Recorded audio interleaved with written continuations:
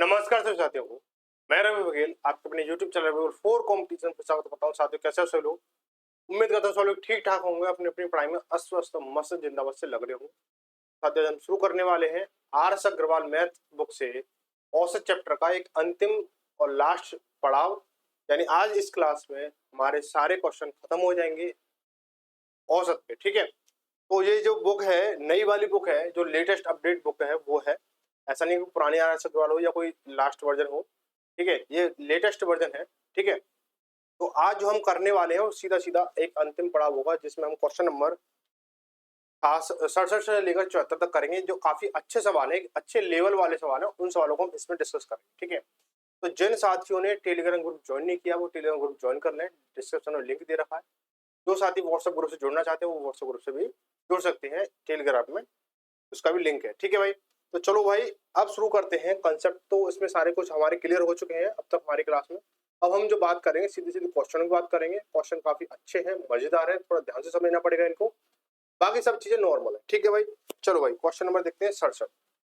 बोला यदि ए तथा बी का औसत ए की power n plus one plus B की power n plus one upon A की पावर n प्लस बी की पावर n हो तो n का मान कितना हो ये बताना। काफी अच्छा सवाल है, बहुत ही अच्छा सवाल है, बहुत ज्यादा अच्छा सवाल है, ठीक है। तो इसको हम कैसे कर सकते हैं? इसको देखो भाई कि देखो बोला है कि ए बी का हमें औसत पता करना है, ए बी का हमें औसत पता करना है। तो ए बी का औसत ये हो तो n की वैल्यू पता करनी है। ए बी का औसत हमारा ये हो तो n की वैल्यू हमें पता करनी है। तो देखेंगे भाई इसको कैसे हम लिख सकते हैं। इसको जैसे ए बी का औसत, ए बी का औसत हम क्या लिखेंगे? ए प्लस बी का औसत निकालेंगे। दो पद हैं हमारे तो अपॉन में दो कर दें तो औसत निकल आएगा। ये आपके उसमें लैंग्वेज दे रखा था लेकिन हमने इसे गणित की भाषा में लिखी है, ठीक है। बराबर क्या है? ए एन की power one plus B N की पावर प्लस वन ब्रैकेट बंद अपॉन ए एन की पावर एन ए की पावर एन प्लस बी की पावर एन, ये दे रखा है, ठीक है भाई। अब इसको हम कैसे सॉल्व करेंगे? इसको देखो भाई, अब मैं क्या करूंगा, कैंची गुणा कर लूंगा। देखो ये बटे दो कैसे लिखा है इसको समझ लो। बच्चे यहाँ पे डाउट करेंगे कि बटे दो कैसे लिखा है। कि ये ऐसे लिखा है कि जब दो संख्या को औसत पूछा हो तो हम क्या करते हैं, पदों का योगफल बटे पदों की संख्या। यानी ए और बी का औसत ये है और मुझे ए और बी के औसत को अगर फॉर्म में लिखना हुआ तो ए प्लस बी यानी इनका योगफल बटे पद कितने हैं, एक ये है एक ये, यानी एक और एक दो। तो इस तरह से हो गया, ठीक है। अब मैं कैंची को मल्टीप्लाई करूंगा, कितना इसका मल्टीप्लाई इससे करूंगा तो कितना हो जाएगा? Two A N plus one, ठीक है, प्लस टू बी की पावर एन प्लस वन, ठीक है भाई। अब मैं इसका मल्टीप्लाई इसके साथ करूंगा, ठीक है, इसका मल्टीप्लाई इसके साथ करूंगा तो बेटा ए का मल्टीप्लाई इसके साथ करूंगा पूरे के साथ बराबर ए। अब देखो इसका मल्टीप्लाई इसके साथ हो, इसकी पावर एक जुड़ेगी तो जो भी पावर होगी उसके साथ में एन के साथ में एक जुड़ जाएगा हमारा, ठीक है। अब इसका मल्टीप्लाई इसके साथ करूंगा तो प्लस ए बी की पावर एन प्लस, अब बी की बारी है, बी का मल्टीप्लाई इसके साथ करूंगा मैं, बी का मल्टीप्लाई इसके साथ करूंगा तो बी तो क्या हो जाएगा? बी ए की पावर एन प्लस बी का मल्टीप्लाई इसके साथ करूंगा तो बी की पावर एन प्लस वन। अब बच्चों तुम्हें समझ में दिक्कत ये आ रही होगी कि मैंने बी का मल्टीप्लाई या ए का मल्टीप्लाई मैं ए की पावर एन के साथ कर रहा हूं तो ये हमारा ए एन प्लस वन कैसे बनना। सबसे कंफ्यूजन वाली बात ये आपको समझने में दिक्कत दे रही होगी, ठीक है। तो हम इसको कैसे सॉल्व करेंगे समझेंगे कि इसको ऐसे जैसे मान चलो मुझे ए इंटू ए की पावर टू के साथ मल्टीप्लाई करना है, यानी ए का मल्टीप्लाई मुझे ए स्क्वायर के साथ करना है। तो मैं क्या लिखूंगा इसको? मैं लिखूंगा इसको, आप सीधे सीधे बोल दोगे कि ए की पावर थ्री हो जाएगी, ए की पावर थ्री हो जाएगी। लेकिन मैं इसको ऐसे भी तो ले सकता हूँ कि ए की पावर दो तो यहाँ है ही है, प्लस कि मैं वन लिख दूं तो ये क्या ए की पावर थ्री हो गया। हुआ या नहीं हुआ? यानी पहले जो भी इसकी पावर थी एन थी उसके साथ में ए का मल्टीप्लाई कर रहा हूँ तो क्या एक प्लस हो जाएगा ना भाई। अगर इसकी रियल वैल्यू पता होती तो हम सीधा सीधा इसको सॉल्व कर देते, तभी यही सवाल हो जाता है, ठीक है। इसलिए कि हमारा ए की पावर ए का मल्टीप्लाई ए की पावर एन से करने पर ए की पावर एन प्लस बन रहा है। ऐसे हमारा बी का मल्टीप्लाई बी की पावर एन से करने पर बी की पावर एन प्लस बनना। बात आ गई होगी समझ में, ठीक है। मैं इसको हटा देता हूँ, ठीक है। अब हम क्या करेंगे, इसको ये हो गया हमारा। अब हम क्या करेंगे, ए वाली चीजें एक साइड ले लो, बी वाली चीजें एक साइड ले लो। हम क्या करेंगे, टू ए की पावर एन प्लस वन। अब यहाँ पे देखो ए वाली चीज ये है और ए की पावर वाली चीज लेनी है, ठीक है। ए की पावर वाली ये रही, ठीक है। तो मैं इन दोनों को इस साइड लेके आऊंगा, तो ये प्लस का है तो इधर माइनस का हो जाएगा पक्षांतर करने पर, तो ए की power N plus 1 minus B A की पावर एन बराबर, ऐसे मैं बी वाली चीजें इधर ले लूंगा, ठीक है। तो बी वाली दो क्या, अभी हमारे पास ये बचा है, ठीक है, ए बी की पावर एन, अब इधर ये बचा है, क्या हो जाएगा हमारा plus B N plus 1, B की पावर एन प्लस 1 हो गया। अब इधर से हमारा क्या है, ये हो चुका है। अब इधर से हमारा ये बचा, इसको मैं इधर लेके जाऊंगा तो माइनस के 2 बी की पावर एन प्लस 1, यहाँ तक कोई दिक्कत नहीं रही होगी, ठीक है। हम क्या करेंगे, इसको सॉल्व आउट करेंगे, तो 2 की पावर 2 ए की पावर एन प्लस 1 माइनस ए की पावर एन प्लस 1, यानी सेम कंडीशन है। तो यहाँ पे 2 है, यहाँ पे 1 है, तो 2 में से 1 जाएगा तो 1 बचेगा, तो यानी ए एन प्लस 1 ए की पावर एन प्लस 1 हो गया, माइनस बी ए की पावर एन बराबर, ऐसे इसको सॉल्व करेंगे तो ए बी की पावर एन प्लस नहीं, देखो ये 1 है, ये 2 है, ठीक है, सेम कंडीशन है जो अभी हमने ए वाली की थी। तो हम क्या करेंगे, इसको यहाँ पे देखो माइनस का बचेगा, माइनस की संख्या बड़ी तो माइनस बी की पावर एन प्लस 1, ठीक है। अब मैं यहाँ क्या करूंगा, यहाँ पे मैं इस वाली कंडीशन में क्या करूंगा, ए की पावर एन कॉमन ले लेता हूँ, तो यहाँ क्या बचेगा मेरा, यहाँ बचेगा ए की पावर एन का मैं भाग जब दूंगा, जैसे मैंने बताया था ना, ए की पावर स्क्वायर के साथ में ए का मल्टीप्लाई तो एन प्लस 1 हो जाएगा, उसका मैं भाग दूंगा तो वापस वही स्क्वायर बनेगा नहीं बनेगा, ठीक है। तो ऐसे में इसका भाग इसमें दूंगा तो वापस क्या बनेगा, ए की पावर 1 बचेगा, ठीक है। तो ए की पावर 1 हो गया, माइनस अब ए की पावर एन से ए की पावर एन कैंसिल हुआ तो यहाँ बी बचा, बराबर, ऐसे इसमें से मैं क्या कॉमन लूंगा, इसमें से मैं बी की पावर एन कॉमन ले लूंगा, तो सेम प्रोसेस में क्या बचेगा, ए बचेगा, यहाँ पे बी, तो बेटा ए माइनस बी से ए माइनस बी कैंसिल हुआ, तो बचा हमारे पास में क्या, ए की पावर एन बराबर बी की पावर एन, ठीक है। इनटू में 1 है, इसको 1 लिख सकते हो, तो इसको हम क्या लिखेंगे, ए की पावर एन अपॉन बी की पावर एन, यानी ये मल्टीप्लाई में है तो क्या इधर आएगा भाग में जाएगा, ठीक है, भाग में इधर से इधर आएगा तो भाग में जाएगा, तो बराबर 1 लिख सकते नहीं लिख सकते भाई, इसका इसे एक बार कटाए हमारा, इससे हमारा एक बार 1 लिख देंगे। अब हम इसको क्या लिख सकते हैं, इसको हम लिख सकते हैं कि ए की पावर ए अपॉन बी की पावर एन बराबर 1, ठीक है। अब बेटा ये बताओ कि इसकी क्या पावर क्या बनाए कि जिसकी वैल्यू 1 आए। आप ये समझना कि अगर मैं 2 की पावर 0 लिखता हूं तो उसकी वैल्यू 1 आएगी, 3 की पावर 0 लिखता हूं तो उसकी वैल्यू 1 आएगी, या मैं 1 लाख की वैल्यू 1 लाख या जो भी इसकी पावर 0 लिखता हूं तो उसकी वैल्यू 1 आएगी। ऐसे में ए अपॉन बी की वैल्यू ए अपॉन बी की पावर अगर 0 लगाता हूं तो उसकी वैल्यू क्या आएगी, 1 आएगी। तो यहाँ पे कहने का मतलब क्या हो, एन बराबर क्या हो, 0 हो गया। तो आप इसका स्क्रीनशॉट लेना चाहे स्क्रीनशॉट ले लो, आप इसको नोट डाउन करना चाहे नोट कर सकते हो, पॉज करके जैसे भी आपको उचित लगे आप कर सकते हो, ठीक है। उम्मीद है स्क्रीनशॉट ले लिया होगा और समझ लिया अच्छे से आ गया होगा, ठीक है भाई। चलो भाई आगे अगला सवाल देखते हैं। अगला सवाल क्या कह रहा है,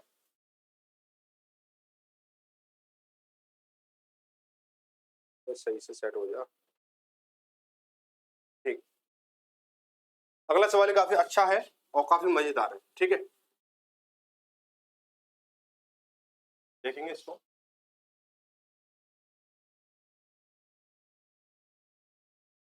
क्या बोला गया है कि एबीसी का औसत एम हो, एबीसी का औसत एम हो और A B plus B C plus C A बराबर 0 हो, तो हमें A square B square C square का औसत हमें बताना है। बहुत ही आसान सवाल है, बहुत ही अच्छा सवाल है, ठीक है। इससे आसान सवाल आपको पूरे चैप्टर में नहीं मिलेगा, बहुत ही मजेदार सवाल है, ठीक है, मजा आने वाला है। तो देखो बोला क्या है, एबीसी का औसत निकालना, तो क्या है, एबीसी का औसत कितना है, एम है, एबीसी का औसत कितना एम है, तो मैं एबीसी का औसत निकालूंगा, A B A plus B plus C, यानी इन पदों का योगफल हो गया बटे पदों की संख्या कितनी है, 3 है, यानी 1 2 3 3 पद है हमारे, बराबर इनका औसत कितना एम है। अगर मैं इसको पक्षांतर करता हूँ, क्रॉस मल्टीप्लाई करता हूँ, तो ए प्लस बी प्लस सी बराबर 3 का सेकंड 3m हो गया हमारा, 3m हो गया, ठीक है। कैपिटल स्मॉल है, ठीक है। अब स्मॉल लिखो या कैपिटल कोई फर्क नहीं पड़ता, ठीक है, ये हो गया। अब यहाँ पर हमें एक चीज और दे रखी है, इंपोर्टेंट चीज क्या दे रखी है, ए बी प्लस दिख रहा है ना, A B plus B C plus C A बराबर कितना है हमारा, इसकी वैल्यू 0 है, वैल्यू कितनी है 0। तो ये हमें बहुत हेल्प करेगा आगे सॉल्व करने के लिए। तो यहाँ पे क्या होता है, ये वाली चीज आ गई। अब मैं क्या करूंगा, यहाँ पे दोनों पक्षों का वर्ग कर दूंगा, दोनों साइड का वर्ग कर दूंगा, तो दोनों पक्षों का दोनों पक्षों का वर्ग करने पर ठीक है। तो बेटा क्या चीज बनेगी, a प्लस बी प्लस सी का होल स्क्वायर बराबर 3m का होल स्क्वायर। बात है समझ में। अब इसको क्या करेंगे, इसको सॉल्व करेंगे तो ए स्क्वायर, इसको मतलब सॉल्व आउट करेंगे तो A square plus B square plus C square plus 2ab plus 2bc plus 2ca बराबर, इसको जो सॉल्व करेंगे तो 3 का स्क्वायर कितना 9 हो गया और m का स्क्वायर m। ठीक है भाई, बात आई यहाँ तक समझ में। अब यहाँ तक बात समझ आई। अब आगे एक बड़ा स्टेप लेने वाला हूँ, उस चीज को समझिए। तो देखो A square plus B square plus C square बराबर, सॉरी बराबर के प्लस, मैं यहाँ से पूरे कंसेप्ट में से 2 कॉमन ले लूंगा तो क्या ए बी बचेगा प्लस बी सी बचेगा प्लस सी ए बचेगा बराबर 9m स्क्वायर। ठीक है भाई। अब यहाँ पे क्या बोल रखा है कि a square plus B square plus C square plus, अब देखो इसकी पूरे की वैल्यू क्या दे रखी है, सवाल ने पूरे की वैल्यू 0 दे रखी है। तो मैं 2 इंटू 0 लिखूंगा या फिर इसको ओवरऑल 0 बाय 2 इंटू 0 तो 0 हो गया हमारा। बेटा ये पॉइंट तो कट गया हमारा, बराबर कितना हो गया 9m स्क्वायर। यानी यहाँ से एक चीज है हमारी, ये इसकी सॉल्व हो गया। यानी यहाँ पे कह सकते हो कि a square plus B square plus C square बराबर 9m स्क्वायर हो गया। अब बेटा कुछ बच्चे तो 9m स्क्वायर पे टिक लगा देंगे, यही हमारा आंसर है। लेकिन यहाँ पे क्या औसत पूछा है, इसकी वैल्यू नहीं पूछी है, इनका योगफल नहीं पूछा है। औसत निकालने के लिए क्या करेंगे कि पद कितने 1 2 3, यानी a square plus B square plus C square upon पदों का योगफल कितना है, ये हो गया, बटे पदों की संख्या कितनी 3 है बराबर, इसकी वैल्यू कितनी है 9m स्क्वायर है। बेटा इसके नीचे जब हमने 3 लगाए तो इसके नीचे भी 3 लगाना पड़ेगा, बराबर करना पड़ेगा। जब बराबर चाहिए तो सारी चीजें बराबर, अब कोई चीज घटा रहे हो तो बराबर घटाओगे दोनों पक्षों से, कोई चीज जोड़ रहे हो तो बराबर जोड़ोगे, कोई चीज भाग कर रहे हो तो बराबर करोगे, कोई चीज गुणा कर रहे हो तो बराबर, यानी जो भी पक्षों के अकॉर्डिंग करोगे तो दोनों बराबर करोगे। ठीक है बेटा, क्या हो जाएगा 3 से कटेगा 3, 9 जो 3 बार, यानी कितना हो गया, इनका जो औसत है, औसत कितना जाएगा बेटा, औसत कितना आएगा 3m स्क्वायर। ऑप्शन नंबर क्या है, ऑप्शन नंबर बी सही हो जाएगा। ठीक है भाई, ऑप्शन नंबर बी सही हो गया। आगे बढ़ते हैं अगला सवाल। आगे सवाल क्या है, ओहो तगड़ा सवाल है, तो तगड़ा सवाल है भाई। चलो भाई कोई दिक्कत नहीं, ठीक है इसको मैं हटा देता हूँ, आगे देखेंगे इसको। अगला सवाल क्वेश्चन नंबर 69।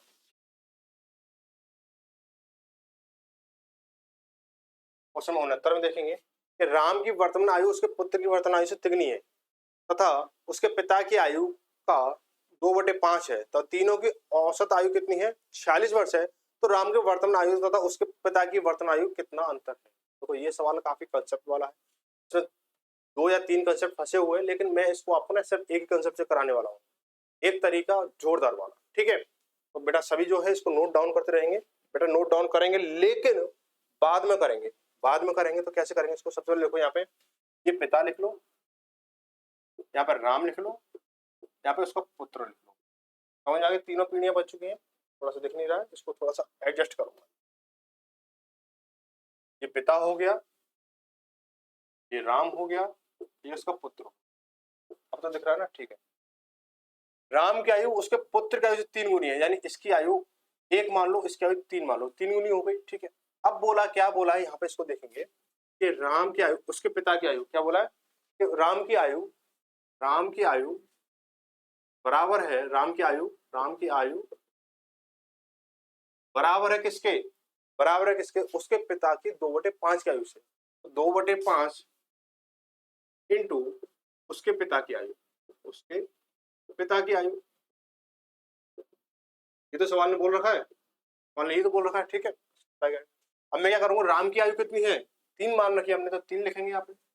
अब मैं इसको इधर लेके आऊंगा तो ये जो संख्या है ये पलट जाएगी, तो इंटू 5/2 हो जाएगा हमारा, बराबर उसके पिता की आयु, सीधे सीधे लिख लो पिता की आयु, पिता की आयु। समझ रहे हो ना बात को, इसकी बात चल रही है ना पिता की आयु। ठीक है, तो बड़ा कितना हो जाएगा ये 3 पंजे 15, 15/2, 15/2 को आप क्या ले सकते हो, आप इसको 7.5 भी ले सकते हो। इसकी आयु कितनी होगी 7.5 होगी, 7.5 होगी। ठीक है, अब क्या बोला है कि तीनों की औसत आयु 46 है, इनका जो औसत आयु कितनी है, औसत आयु कितनी है 46 है, इसको भी कुछ मत करो, ऐसे नोट डाउन रखो, ठीक है 46 है। अब बोला है कि राम की वर्तमान आयु तथा उसके पिता की वर्तमान आयु में कितना अंतर है, अंतर बताना है, ठीक है, अंतर बताना है, ठीक है, अंतर बताना है, तो बहुत बड़ी चीज हो गई। अब यहाँ पे ओरिजिनल में कितना 46 औसत है। अब मैं यहाँ पे औसत देखता हूँ कितना आ जाएगा, 3 और 1 4 हो गया, और 4 और 7 11 यानी 11.5।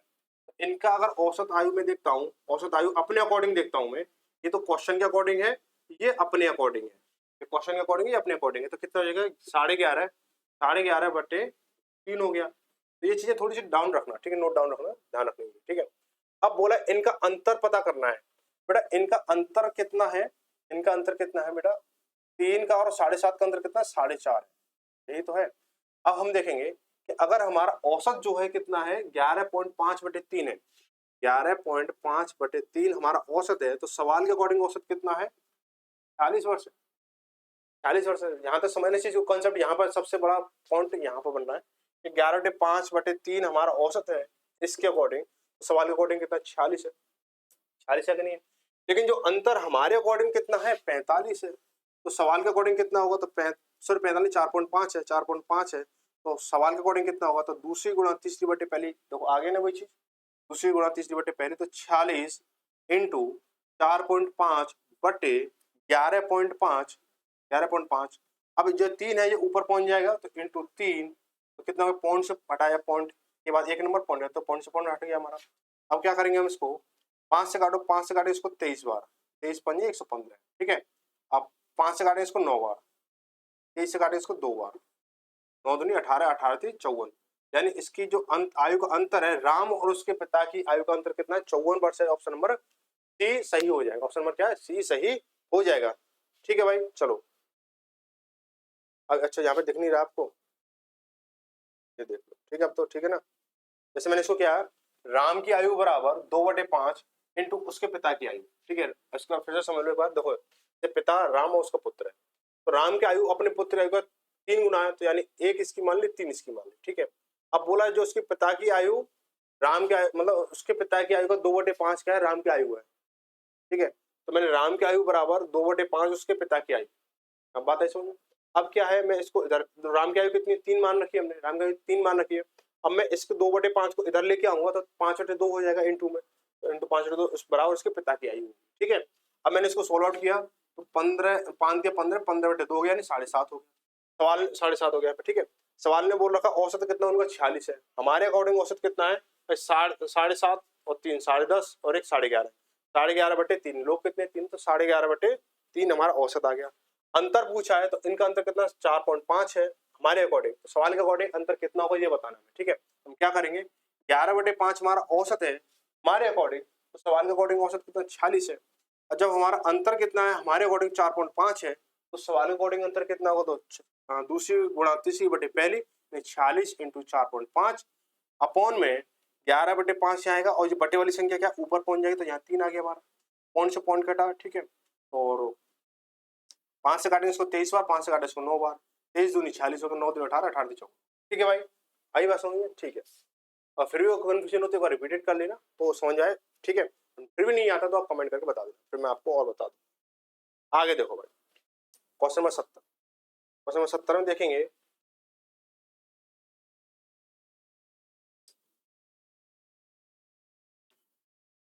सत्तर क्या कह रहा है,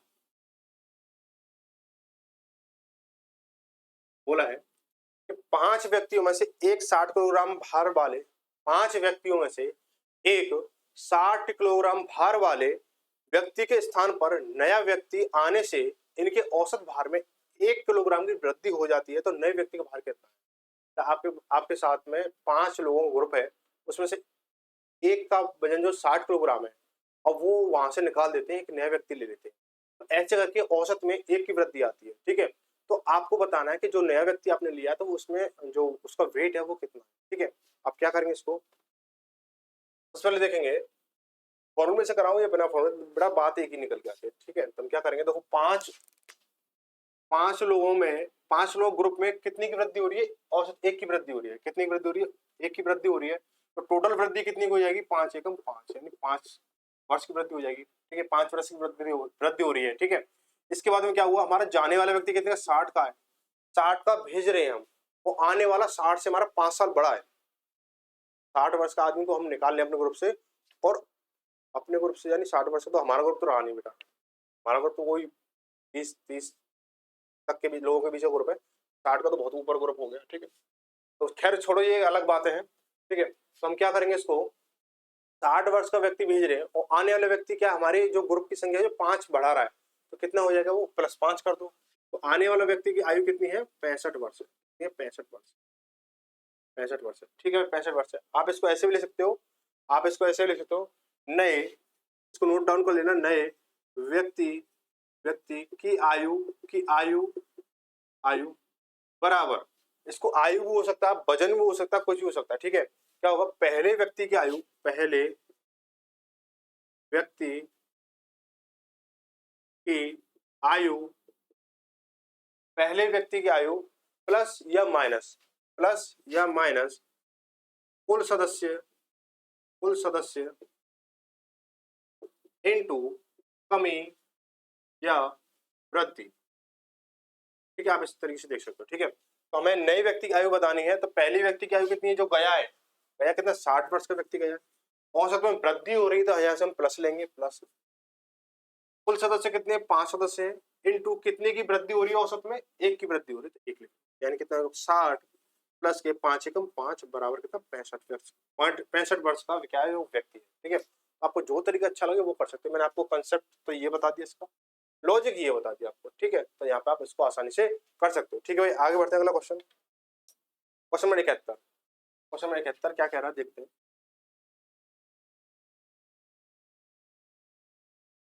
बोला एक कक्षा के 40 विद्यार्थियों को औसत आयु 15 वर्ष है, 10 नए विद्यार्थियों के प्रवेश करने के उपरांत औसत में 0.2 की वर्ष की वृद्धि हो जाती है, तो नए विद्यार्थी की औसत आयु कितनी है, ठीक है भाई।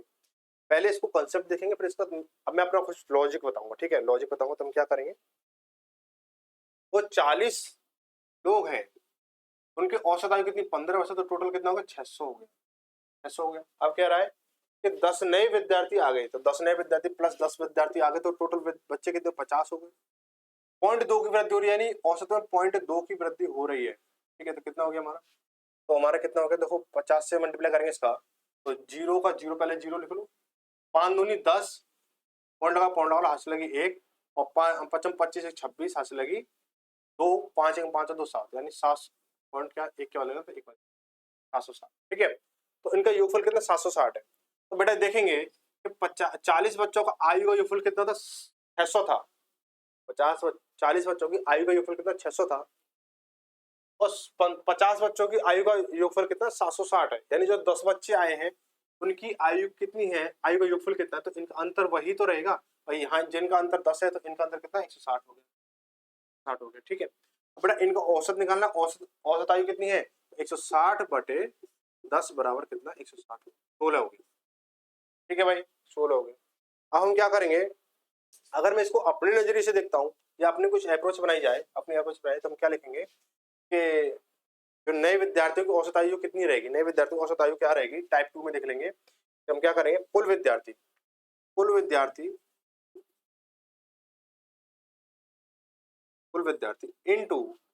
इनटू औसत में वृद्धि,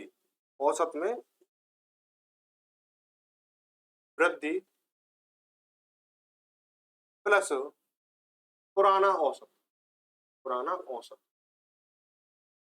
इस तरह से निकाल सकते। देखो कुल विद्यार्थी कितने बेटा हमारे पास है, 50 है, 50 लिख लो, इनटू औसत में वृद्धि कितनी, 0.2 की, तो 0.2 लिखेंगे, प्लस पुराना औसत कितना, 15 है, तो 15 लिख लिया मैंने, ठीक है। तो 50 इंटू 2 करेंगे तो 100 हो गया, ठीक है, 100 हो गया हमारा, ठीक है। क्या बनेगा, ये हमारा 1 बनेगा, क्या बने, 1 बनेगा, प्लस के 15 बराबर कितना हो गया हमारा, 1 मिनट रुकना जरा, 0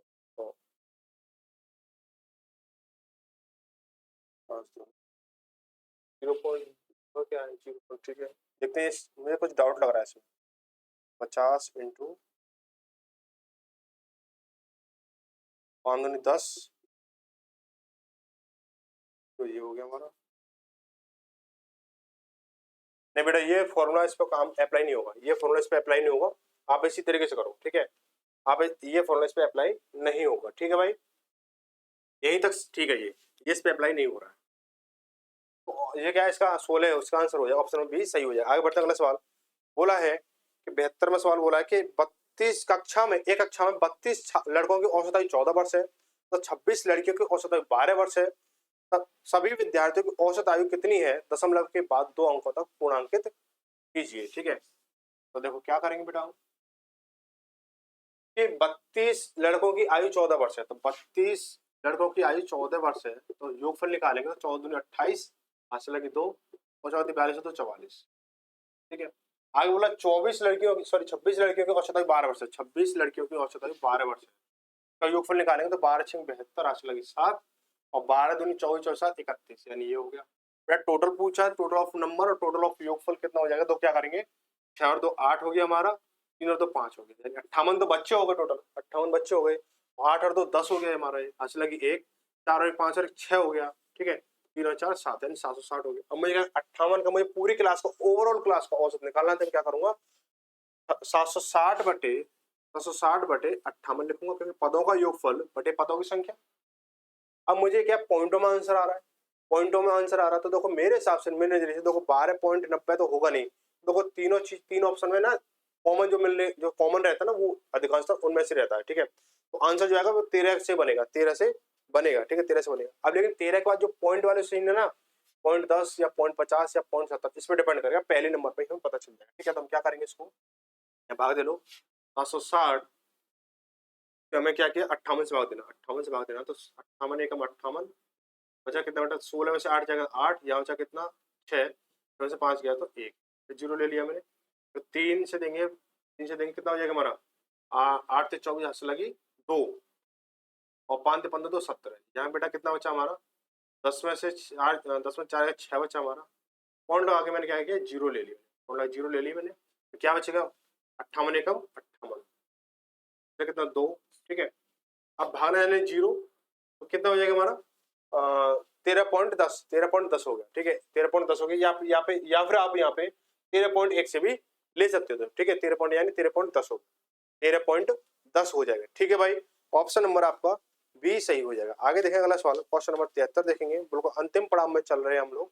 बोला है कि शादी के समय एक औरत और उसके पति की औसत आयु कितनी थी 23 वर्ष थी। ठीक है, 23 वर्ष थी।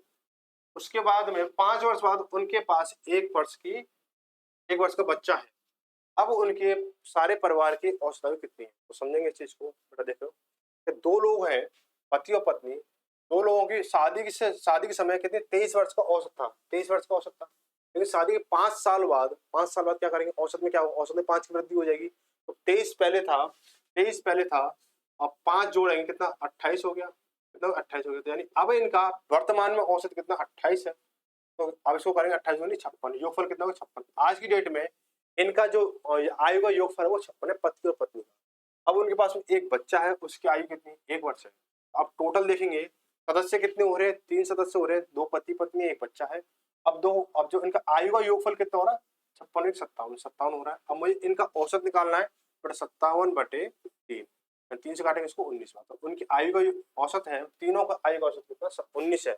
ऑप्शन नंबर ए सही हो जाएगा, ऑप्शन नंबर ए सही हो। ठीक है भाई, आगे बढ़ते हैं अगला सवाल, क्वेश्चन नंबर 74, अंतिम सवाल, क्वेश्चन नंबर 74 है। ठीक है, काफी मजा आया इस चैप्टर में करने में। ठीक है, किसी को पूरे चैप्टर से कोई शिकायत हो या डाउट हो या मुझसे शिकायत हो, आप कमेंट करके बेझिझक बोल सकते हो। ठीक है भाई, आगे बोला 20 लड़कों के एक समूह के औसत भार की गणना 89.4 है की गई।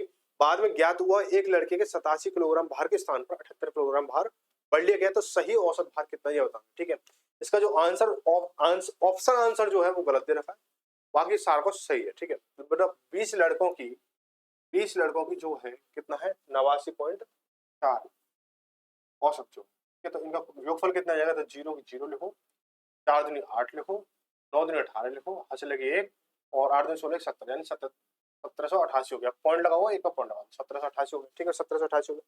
अब वो क्या बोला गया है कि 87 किलोग्राम भार के स्थान पर 78 पढ़ लिया, यानी आपको 87 लेना था, 87 लेना था, आपको 78 पढ़ लिया है। तो बेटा यहाँ पे 78 पढ़ लिया है, हमें अब यहाँ पे मेन कंसेप्ट यहाँ पे बनता है इस चीज का कि 87 लेना था आपको, 87 78 पढ़ लिया आपने, क्या संख्या को कम कर दिया, कितना कम किया है, 9 कम किया।